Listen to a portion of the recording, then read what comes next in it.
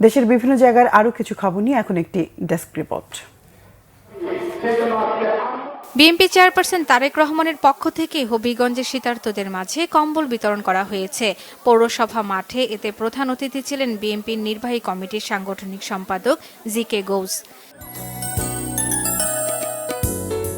দেশের উন্নয়ন সেবায় অবদানের জন্য সম্মাননা লাভ করায় বিএনপি মহাসচিব মির্জা ফখরুল ইসলাম আলমগীরের কন্যা ড. সামারু মির্জা ও তার স্বামী ড. ফাহাম আব্দুস সালামকে ঠাকুরগাঁয়ে সংবর্ধনা দেওয়া হয়েছে। জেলা প্রেস ক্লাবে এ সংবর্ধনার আয়োজন করা হয়। চট্টগ্রামের ব্যবসায়ী জাহাঙ্গীর আলমকে হত্যায় জড়িতদের গ্রেফতার এবং সন্ত্রাসী চাঁদাবাজদের আইনের আওতায় আনার দাবিতে সংবাদ সম্মেলন করেছে বিএনপি। চট্টগ্রাম প্রেস ক্লাবে এ সম্মেলন হয়।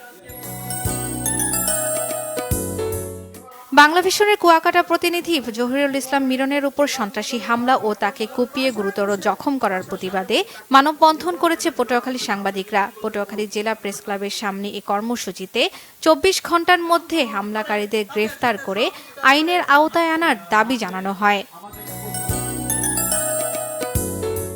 কেরানীগঞ্জে দীর্ঘ ১৬ বছর পর উন্মুক্তভাবে হাট বাজার টেন্ডার কার্যক্রম শুরু হয়েছে। উপজেলা নির্বাহী কর্মকর্তা রিনাত ফৌজদারের নেতৃত্বে এ কার্যক্রম পরিচালিত হয়।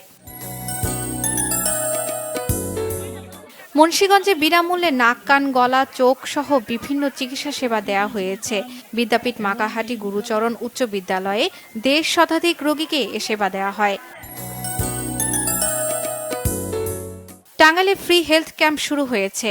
ব্রাহ্মণখোলা সরকারি প্রাথমিক বিদ্যালয়ের মাঠে জেলার কয়েক হাজার মানুষ এ সহায়তা পান। ব্রাহ্মণবাড়িয়ায় শিশু নাট্যমের আয়োজনে ৩ দিনব্যাপী বার্ষিক আর্ট ক্যাম্প শুরু হয়েছে। মিজানুর রহমান মিলনায়তনে আর্ট ক্যাম্পে ৩ শতাধিক শিশু এতে অংশ নেয়। সাতক্ষীরা জেলা বিএনপির নবগঠিত কমিটিকে অভিনন্দন জানিয়ে আনন্দ মিছিল হয়েছে। মিছিল শেষে শহরের নিউ মার্কেট মোড়ে হয় আলোচনা সভা। কিশোরগঞ্জে মাসব্যাপী মশা নিধন ও পরিচ্ছন্নতা অভিযান শুরু হয়েছে। জেলা সার্কিট হাউসে কর্মসূচির উদ্বোধন করেন জেলা প্রশাসক ফৌজিয়া খান।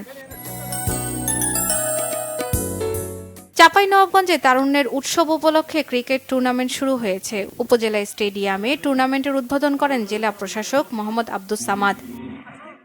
শর্মিলা কেয়া, বাংলাভিশন নিউজ ডেস্ক।